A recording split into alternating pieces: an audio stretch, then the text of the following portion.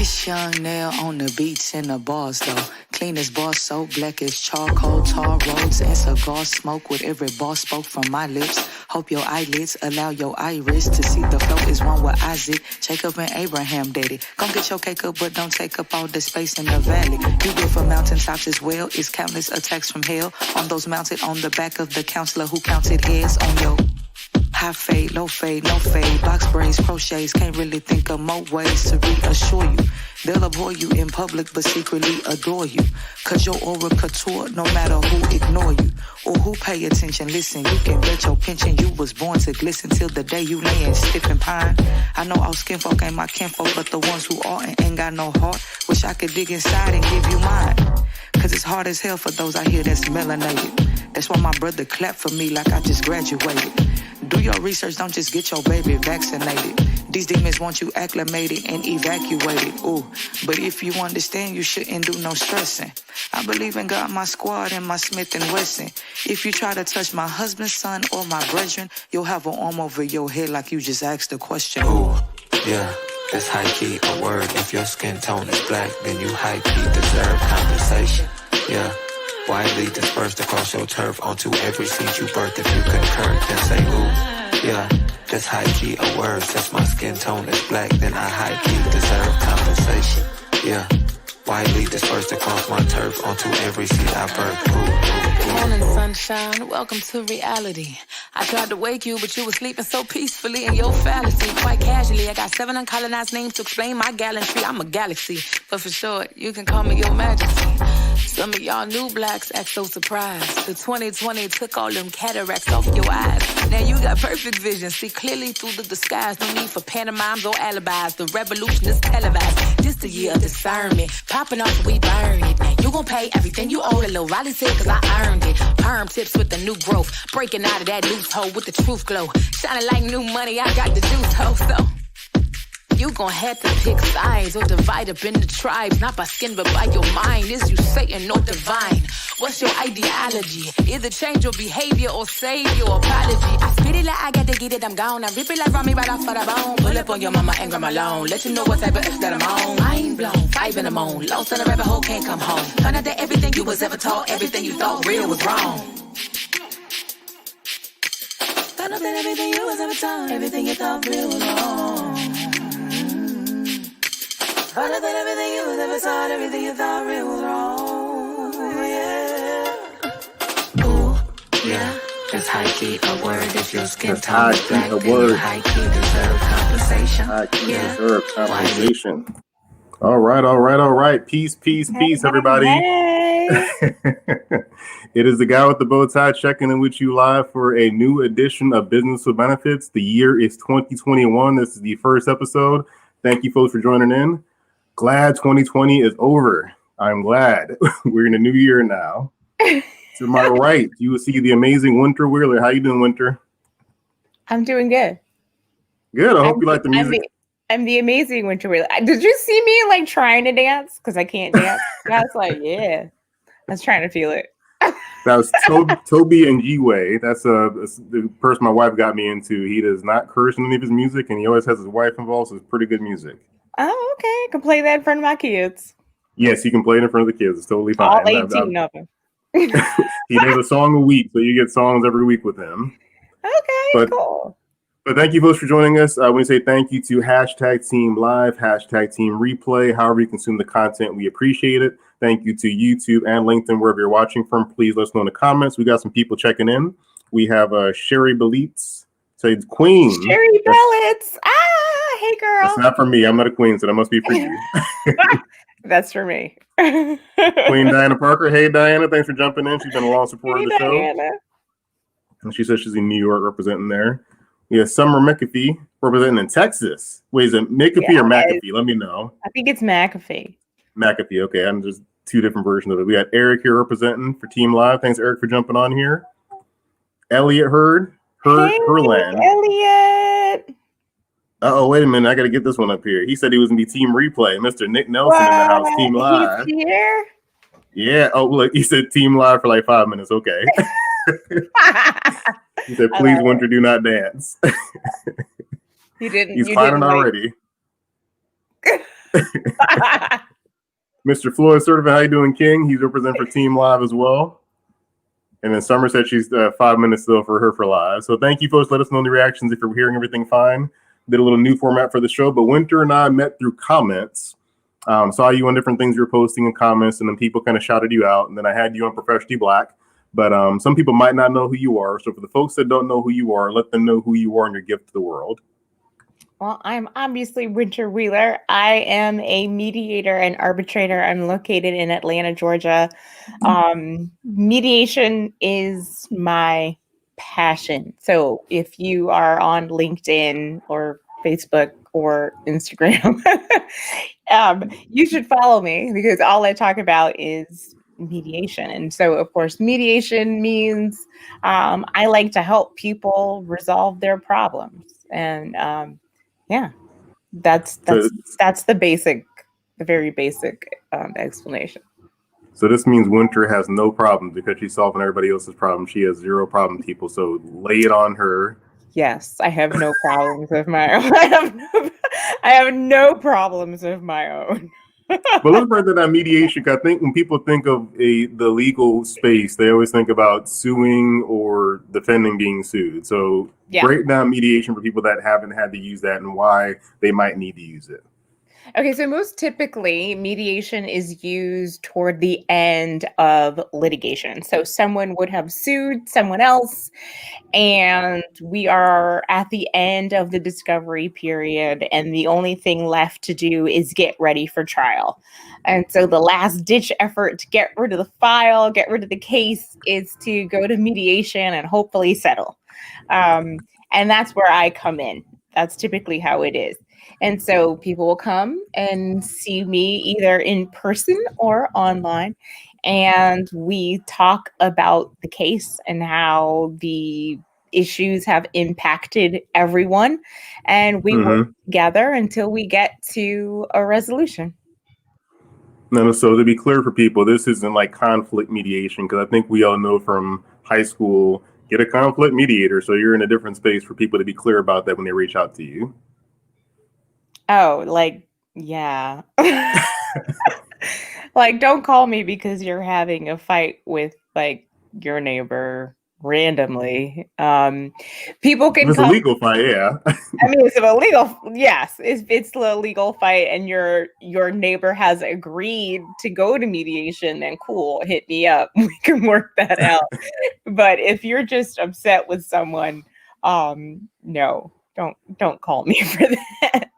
So I want to dig into that, because when you think about the legal professional as a whole, there's more people of color than there used to be, but mediation is a very niche part of the legal space. So how has that been for you as a Black woman in a niche space? And I'm guessing you're probably one of the few Black women you'll see in the courtroom doing what you do. Is that pretty accurate? Yes. There are so few Black women. So few.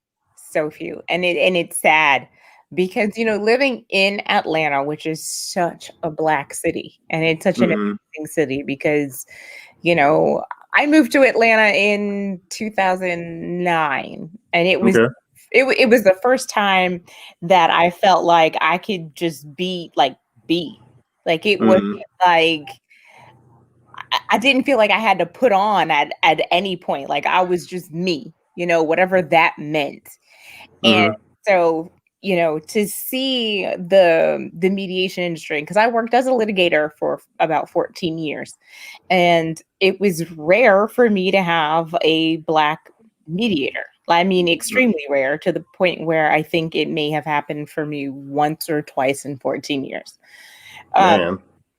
Yeah, and that's not right, because so many of the litigants are Black. Like the plaintiffs are Black, the defendants are Black, and the mediators are not. We've got we've got tons of Black lawyers, but we didn't have Black mediators.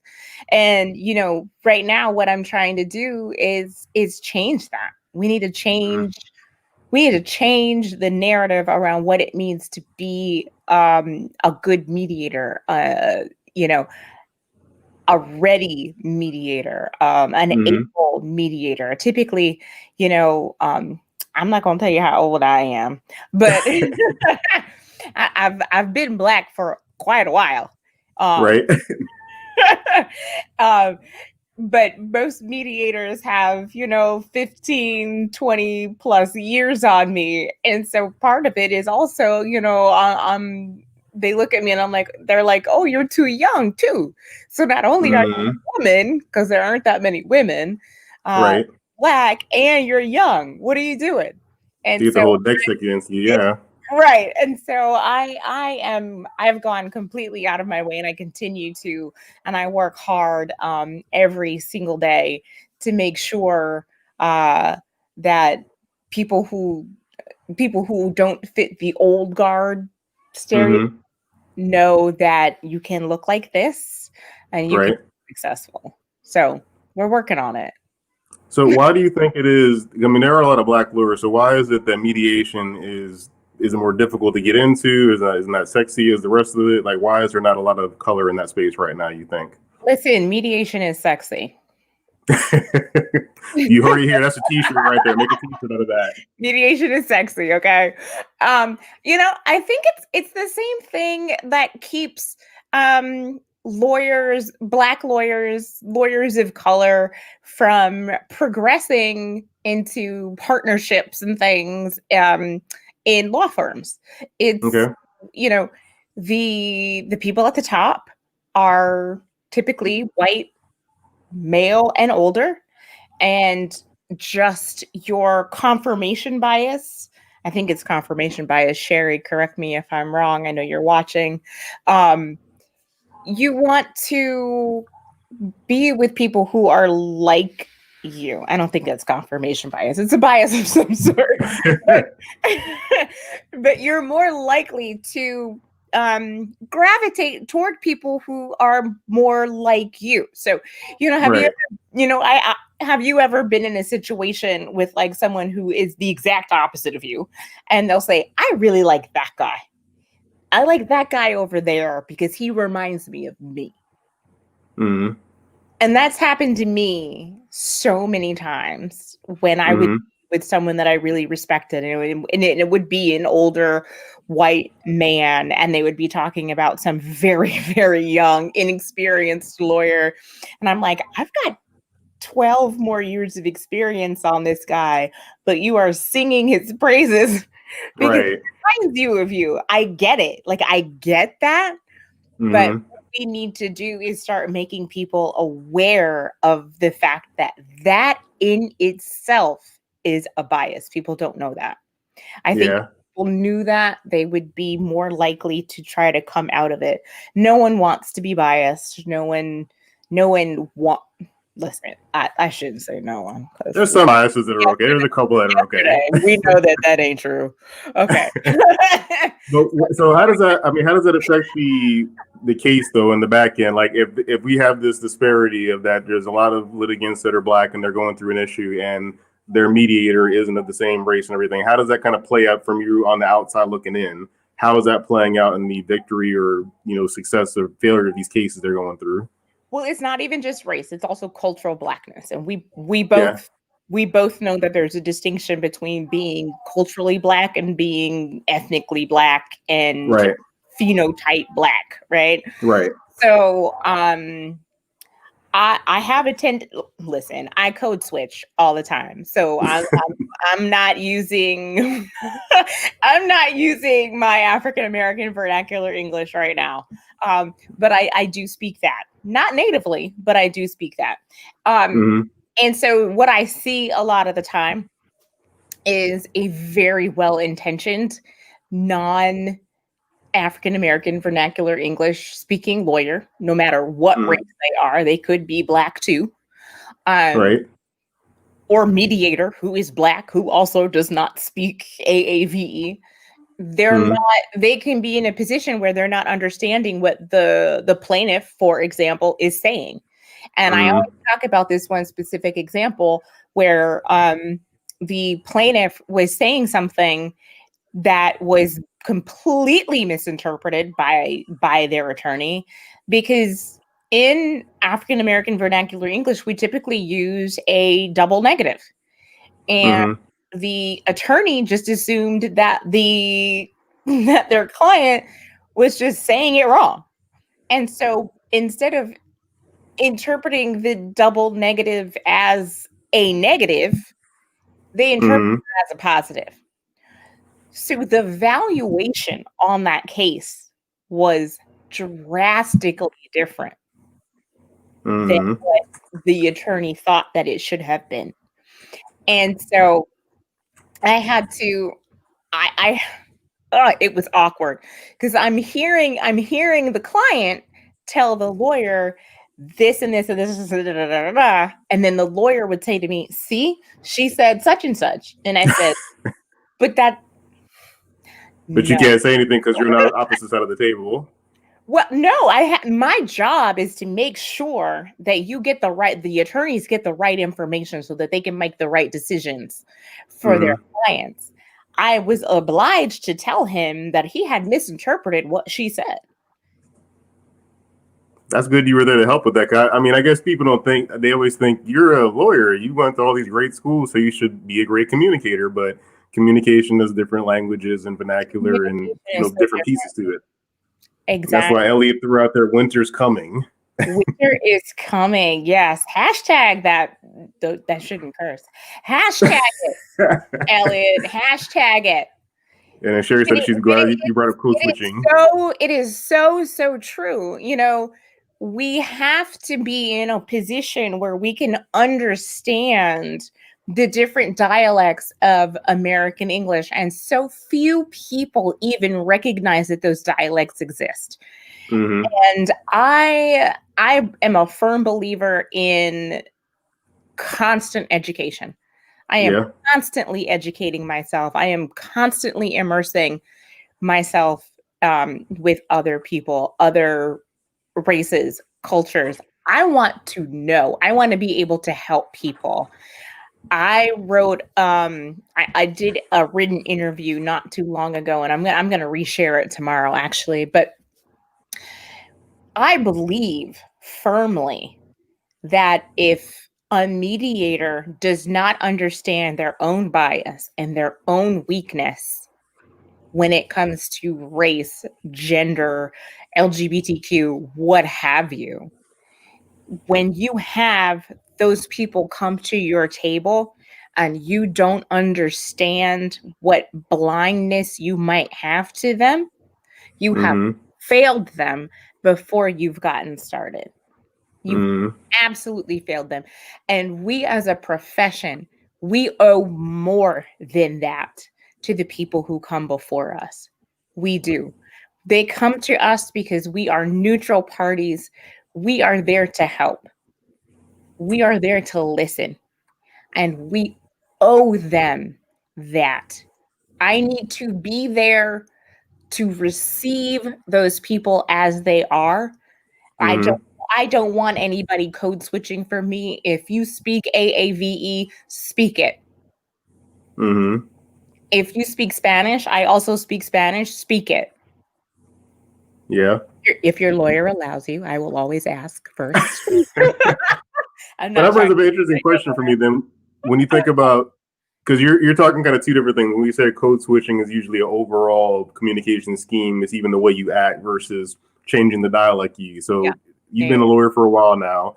Do you feel like you just come in as Winter, or do you still actually code switch when you're going into a white boardroom versus a Hispanic boardroom or a white one? Are you changing your whole personality or just the slang you use to kind of communicate better?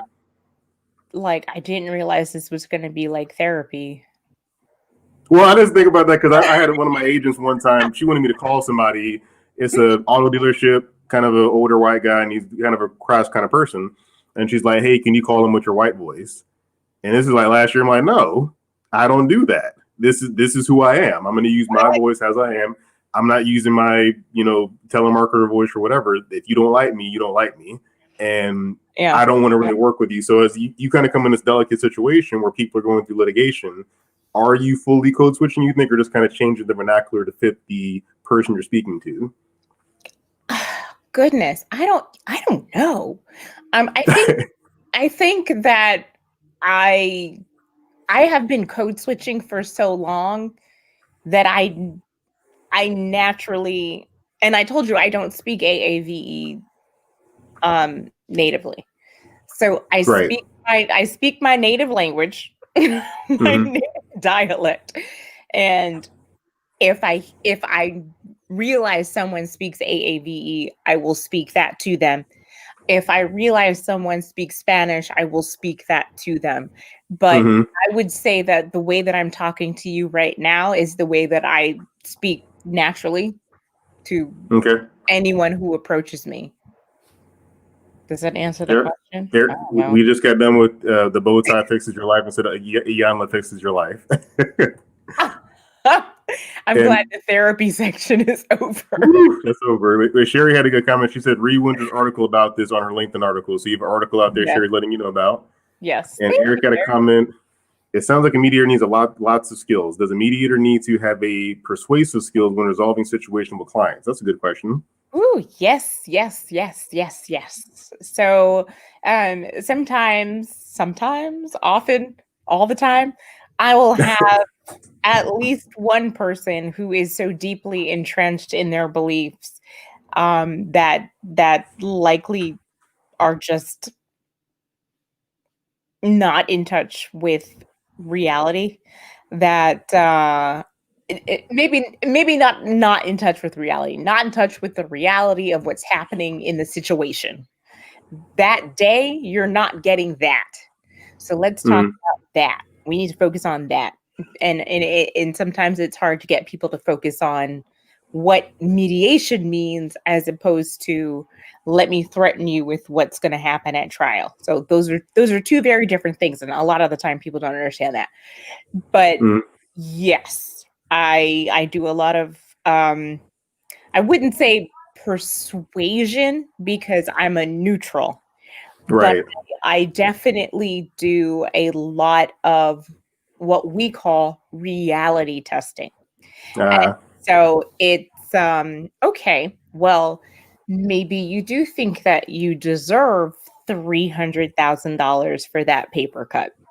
If you go to court for that, you are not likely to receive that. And let me tell you why. Based on my 14 years of experience as a litigator, I have never in my life seen that.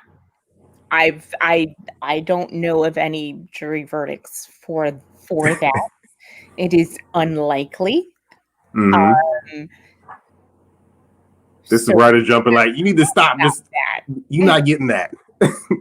We should talk about that. You know, I don't do that for sure. Like my approach, what I call the Winter Wheeler method, I'm very, very litigant focused. Very. I try to take on the complete burden of everyone's emotions. I take that on. I understand how people feel. It's just like a natural thing that I'm able to do. And so I work with people on how they feel. And so I'm never browbeating anyone. I'm working with them through the lens of how they see their own case.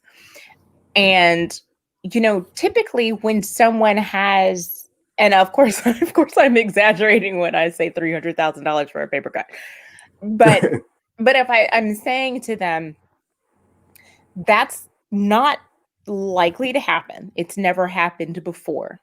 I want you to tell me why you believe you should get that kind of recovery for this. What else is going on that you need that kind of money? And typically when I say that, when I start asking those questions, when I show empathy, when I show interest in the rest of their life, they open up, they start pouring out. I've got credit card debt. My kid lost their job. I'm about to lose my house. And what I need is $300,000 to save everybody. You get the real information. You get real information. And at that point, I'm able to really start to talk to them about what is compensable in their lawsuit and what is not. And we can talk about ways to solve their problem that have nothing to do with the lawsuit. but that will bring them to a place where they can be okay. And at the end of the day, I want everyone to be whole. And that's not just the plaintiff, but that's also the defendant. And by addressing the needs of the plaintiff, I can get them to realize a reasonable amount of settlement that, you know, typically is one that their lawyer is like, oh, thank God you got them out of the stratosphere. Right. And the, you know, the defendant is like, oh, thank God I can actually pay that. And at the same time, the plaintiff themselves is like, I feel a lot better. Somebody, like when I say good negotiation is sorry about that. Good negotiation, both people walk away a little unhappy. So I think that's good. You're modeling that. And I want to dig into something real quick, but no. Nobody leaves a little unhappy. Little. No, absolutely not. Bunch of rumors like everybody's happy with me. No, I am completely against that. I never say that. People say that all the time. People that they say that everyone should leave slightly unhappy. No, everyone should leave satisfied. And if you do it right, and if you talk to people the right way, and if you listen to them, and if you get to the heart of what they need, everyone can leave perfectly happy. And I tell you this, and attorneys need to listen to this too, very carefully, because I spent a great deal of my career as a defense attorney representing other attorneys against legal malpractice suits. And you are likely to be sued if your client is unhappy with the settlement that you get them. You need your client to be thrilled with the settlement that you get them. My goal every time someone comes before me is to make sure they are happy. That is what I do. That is the magic that I bring. And I tell you, and listen, I'm tooting the horn. Like if I could do like, I don't know, like Sebastian in The Little Mermaid. Right. That's what I do.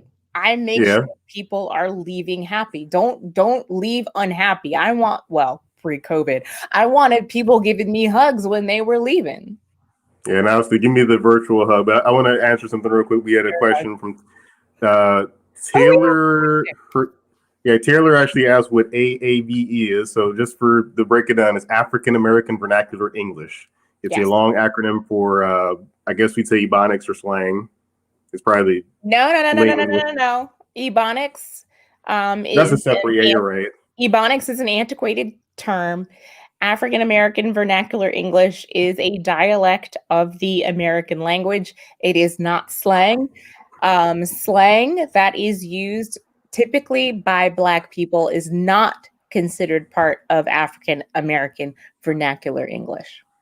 And I do have materials and articles on my LinkedIn page to address that. If you go check that out, you'll learn. Check it out down below with the YouTube fingers. Now, one thing I want to ask about, obviously, we all were glued to our screens yesterday for the nonsense that happened at the Capitol. So as someone that has to get in the middle of things and kind of mediate, we're dealing with this issue right now where close to half of the nation felt a certain way about the election that just happened.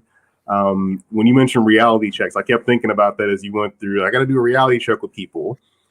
And this isn't just for law. When you mention what you're doing, is not just for a case. So let's talk about this reality check thing. You're dealing with somebody that's wholeheartedly believing it was stolen. How do you, you as a litigator and years of experience, how do you work with that reality check with somebody that's so far gone from the present state? Well, I'm not a psychologist. I'm not a psychiatrist. I consider myself to be an empath. I'm just an naturally empathetic person. what I do when I actually engage with people in that realm, and it's rare that I do, frankly. I start by listening, just listening. Mm-hmm. What everyone wants is to be heard. Because I think that what we need to really consider is that in America, our educational system is designed to uphold the version of history that those, I'll just say those people for lack of a term, those people hold, right? Mm-hmm. And we know that that's not the real, that's not it. That's not the real American history. Mm-hmm. But you have to listen. You let them get all of that out, however long it takes. And this is, of course, this is the same thing I do in mediation, right? Right. You just listen. You listen, and you give compassion. Whether you agree, believe, or whatever, you show compassion because you're Right. a human being. They are a human being. And whether you agree with them, it doesn't matter. They are genuinely immersed in their thoughts and they believe it. And until they are heard, they will not hear you. So I know that Yeah. you've heard that saying that like most people aren't listening, they're waiting for their turn to speak. So Mm-hmm. until someone feels heard, they're just waiting for their turn to speak. Yeah, I mean that's the difficult thing with this because I try to be open to hear political things. I think for years we've said don't talk politics, and I think that put us in the situation we're in now, where the not heard part because you're not supposed to talk about it. No, And yes, no one ever taught us how to politely talk about it. right, you can just have differences in this. I think these single issue votes have kind of adjusted things in a bad way sometimes because they get one issue and kind of run it across the field, no matter Right. what else is going on. But as you see the people saying it was stolen and all these crazy things, I just want to ask people because I've even seen videos where they say, "Hey, we're going to show you this video you saw on Facebook was fake," and they're like, "No, it's real. Like we're going to show you," and then they see it and you see their brains imploding. Like, I believe it could happen. Well, no, it was fake still. So, But I don't mean to cut you off, but I'll give you a really simple example. So, mm-hmm. on New Year's Eve, I posted a video of myself morphed onto the body of someone from Game of Thrones. I don't even I didn't watch the show. Okay. It was just a fun video and the app was fun and it came out cool and I got to use my hashtag that Talar commented was like, you should use that. Winter is coming. And the video came out really cool. So I was like, okay, I'll use that. And a lot of people said, is that really you? Were you ever in the show? Like, I haven't even seen the show. was I in this show?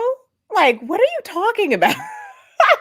But that's interesting that can even happen. That it's something could look because I remember seeing a video where they showed Joe Biden sleeping in the interview, and it was really a video of I said black actor. I can't think of his name. It was a black actor that he had fallen asleep prior to the interview starting, but they put his video over it with the sound effect, and it looked very real. But when they challenged, yeah, all of this. So it's just interesting. This world we're in. This people don't read and research. So I think when you're in this reality check, it's got to be hard for you when someone's going through a case and even as personal things. How do you get them to take that information? You just basically said you let them air it out. But as you get all of it out, when do you feel like you can insert, okay, this is reality for you? Once they've gotten it out and they feel heard, they're open to seeing other things. Mm-hmm. So let's say it's a slip and fall, right? If there's video, I'll say, okay, well, here's the video. And I know that you interpret the video this way, but let's watch it again.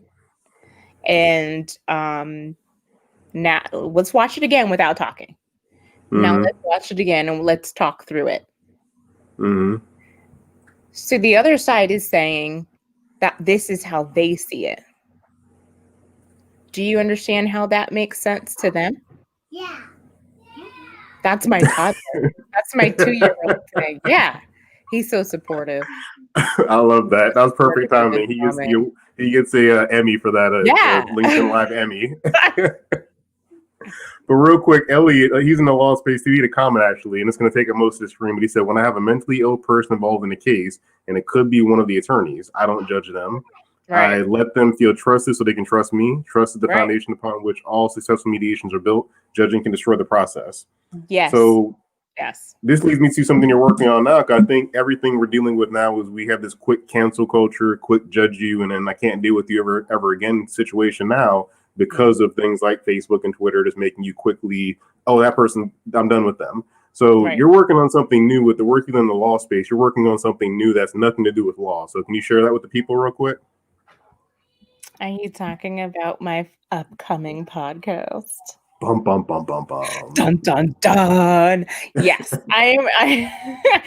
I'm working on a podcast and it's going to be coming out super soon. I hope. I've got dreams of it coming out soon, but you know, I move really fast and the people on my team don't move as fast as I do, but I'm pushing them.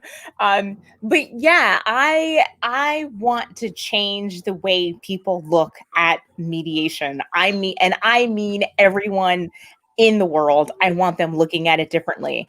I want people to see mediation as something that can impact and better their lives, every aspect of their lives. I think if you can follow the mediation tactics, the cornerstones of what I believe are important for mediation, that you can improve your entire life. And I am not exaggerating. This is not hyperbole.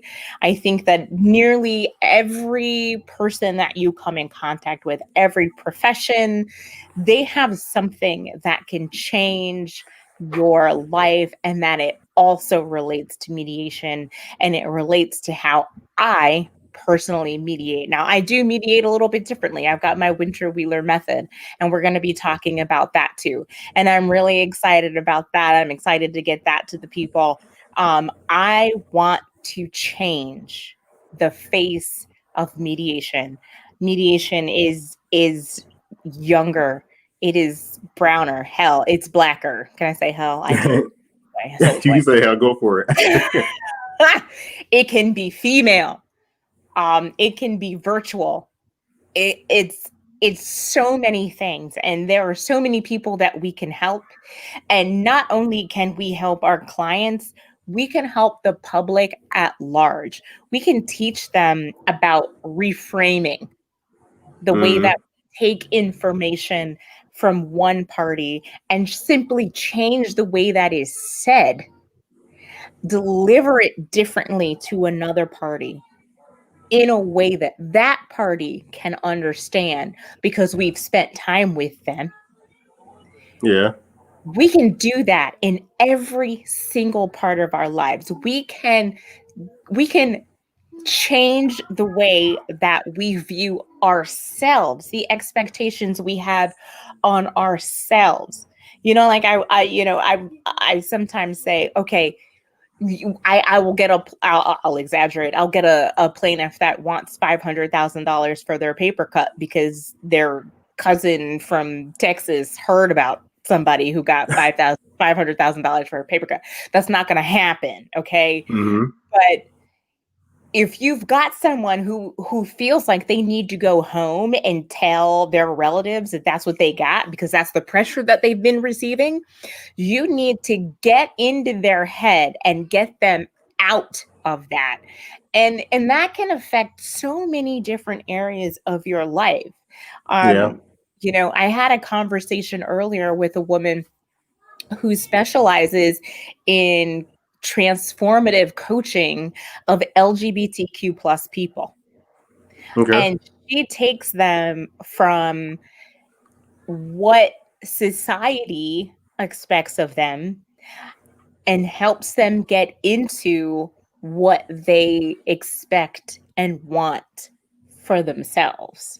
And she does that through reframing, simply changing the way that they hear the information, right? Mm-hmm.